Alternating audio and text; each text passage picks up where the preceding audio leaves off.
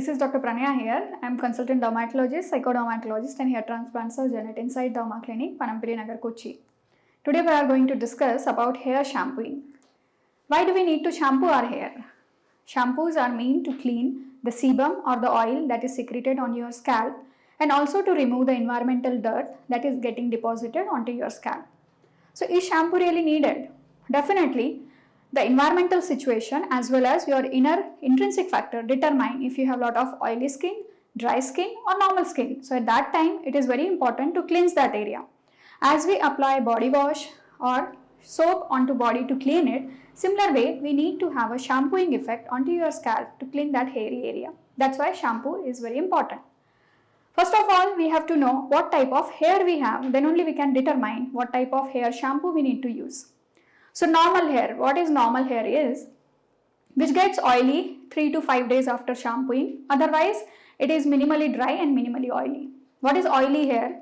The next day after shampooing also it gets very oily or greasy. Dry hair, definitely there is always a feeling of itchiness or scratchiness and it always tangles very quickly. Sensitive or chemically proven hair, when you undergo a lot of chemical treatment of the hair, it breaks easily. So these are the 4 main types of hair which we come across and how to shampoo this hair. When you have normal hair, definitely you have to shampoo once weekly, ideally, and conditioning also.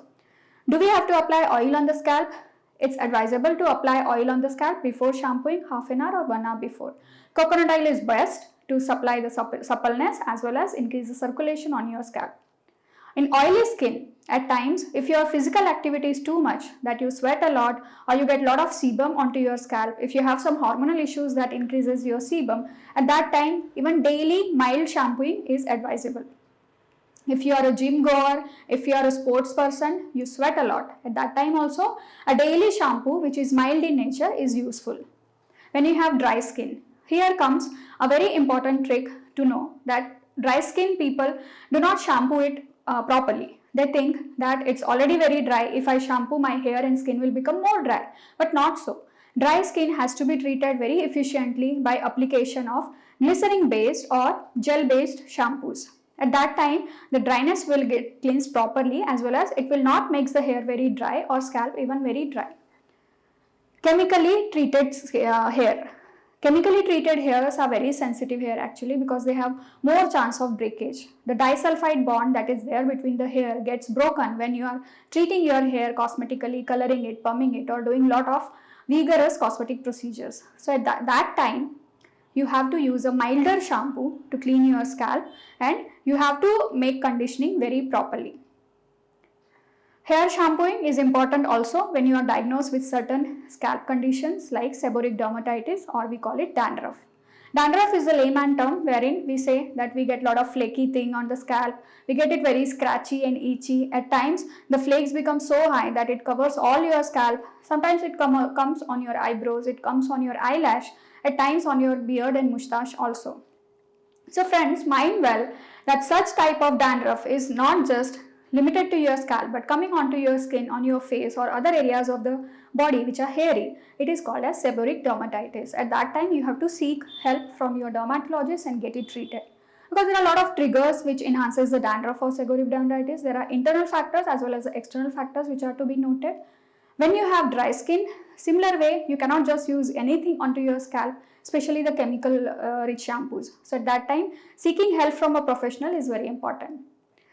Getting done the procedures onto your scalp and hair for improving the texture or improving the color or improving the strength like keratin treatment, spa treatment, it does help in a way that it increases the circulation onto your scalp. It gives good hydration to your scalp.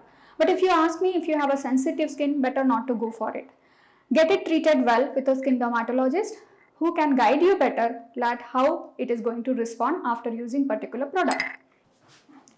So when you are getting a cosmetic treatment done for your hair, mind well what type of hair you have, how you have to take care of it post procedure.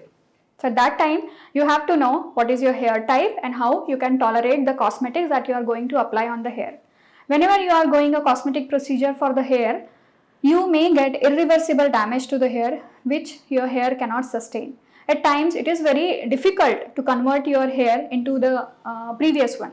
So that time choose it wisely, that do you need the treatment as such or you can just avoid it. Then it is a oily skin. Definitely, as I mentioned, oily skin can be your familial tendency to secrete lot of oil or lot of sebum onto your scalp. At times, there are certain influences into your body or in your environment that influences more of oil secretion onto your scalp. What are these influences? If you are sweating a lot, or if you eat lot of oily food, if you are not hydrated well, if you are not drinking enough water a day, or if you are under some hormonal treatment or there is some hormonal change inside your body, all these factors will enhance the oil secretion onto your scalp. Also, if you have hyperglycemic food, the food which has lot of sugar, if you have food which is lacking vitamins, which is lacking vitamin D and B complex, vitamin A, D, E, K, then also you have high chance of hyperactivity of your oil glands onto your scalp, and you get lot of recurrence and exacerbations of dandruff onto your scalp. Some people say whether it is psoriasis or seborrheic dermatitis. There is a subtle difference clinically or pathologically between the two. These two conditions can be combined together and we call it sebopsoriasis. So at that time, again, it is very wise to seek help from a skin specialist to understand your skin type, understand your hair, and understand the pattern of skin flakes or scalp flakes you are getting.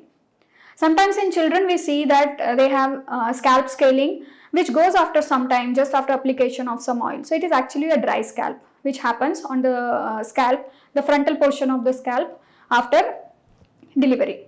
So that time just application of warm oil or cleaning that area will help them.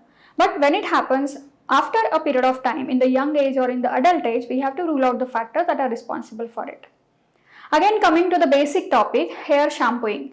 As we need a detergent to clean our clothes, as we need a soap to clean our body, we also need shampoo to clean our scalp hair. It is very important to take care of the scalp because good scalp will only give good hair. Oiling. Again, which oil is good to apply on the scalp? Coconut oil is the best, which is easily available and you can apply it easily also.